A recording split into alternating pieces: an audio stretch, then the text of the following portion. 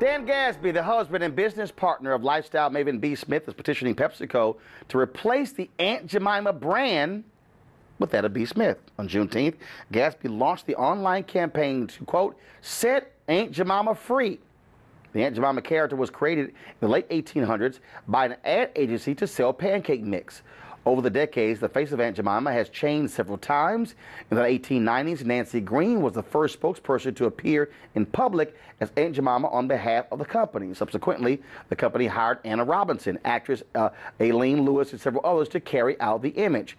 Gasby says a positive image of B. Smith would be more desirable for this day and age. Joining us now to discuss this is Dan Gasby, co-owner of B. Smith Style via FaceTime from New York. Now, Dan, you've been critical of this for quite some time. But why? Well, I'll tell you, it goes as far back as my dad, who would not have Aunt Jemima in the house because he said it was a mammy in a bottle.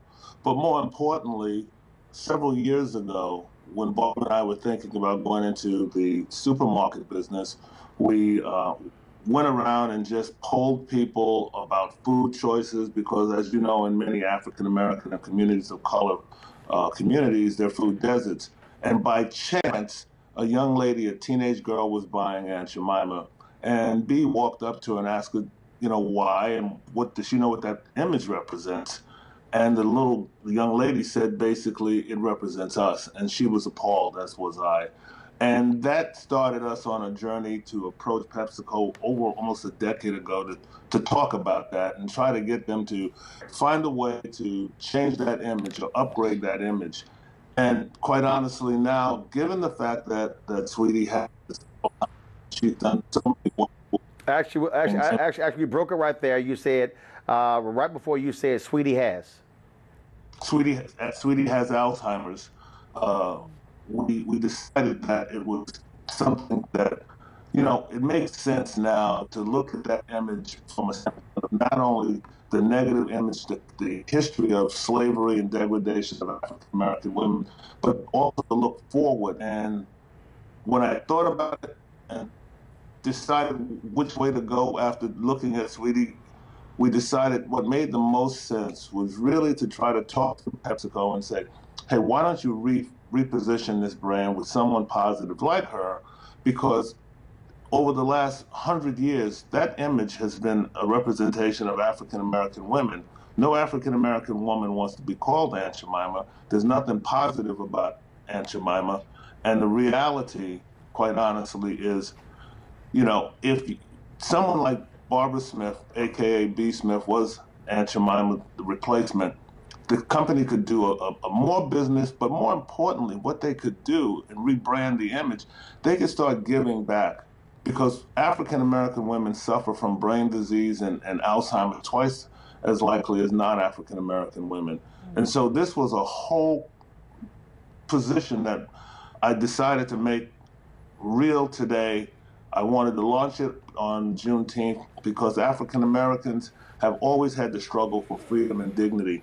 And this is why I'm positioning the PepsiCo company, which owns Quaker Oats, and Pinnacle Company, which licenses the brand, to really take seriously this and put together a position, what you would call a petition and join us and asking them to talk to me about that possibility, because no one wants to be associated with a brand that has a history.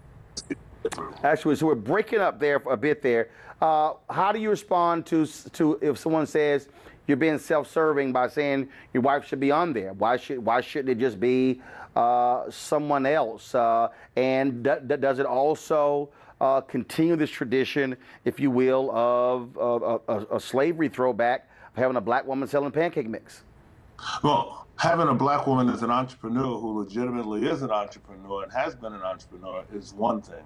Having a black woman who has represented black women in all facets of lifestyle, business, fashion, entrepreneurship is positive. Having a black woman who, as you know, has given back time and time again for all different causes, from women's causes to children's causes, to bring people together, is a totally different thing from an image that, when you go back historically, has always been negative. All right, Dan Gasby, we appreciate it, man. Thank you so very much. Give our best to be. But thank you very much, and please remember, sign that petition to set Aunt Jemima free. Thank you so much, Roland. Thanks so much. I appreciate it. Real quick, on our panel, what do y'all think? Yeah, I think it's an interesting conversation. I think that certainly it's troubling that the idea that PepsiCo or any company would be profiting off of the image of a black woman as slave. However, I do also think that it's important that we don't push to erase the image of black women as slaves from our culture, from our society, because they are. This is both a story and a part of our history. But black women. But is it erasing? Let me just finish. I think black women, as both as slaves and in all of the other roles that we played in our country's history, are a part of this story and a part of who we are as women. But is it erasing, though, from a product where you're selling pancakes as opposed to a historical image? Well, that was the first thing that I stated. Well, I just have to say, I love B. Smith. Absolutely. And she has an amazing history, specifically in the cuisine world, in terms of, I used to love her restaurants. So I personally would love to see her image there. And beyond that, I would just like to say, I love that her husband loves her so fiercely to fight for this. Brandon. I'll just say, Redskins got a little heat, the Indians got a little heat, we'll see. I don't think you'll get it through the courts, but if there's pressure from consumers, then they'll have to respond to that. All right. A peaceful protest turned deadly. 37-year-old black man was shot and killed by Baton Rouge police. Your hands are in the air, and you still get shot by the cops. Oh my God, please don't tell me he's dead. We're not going to let hate define us.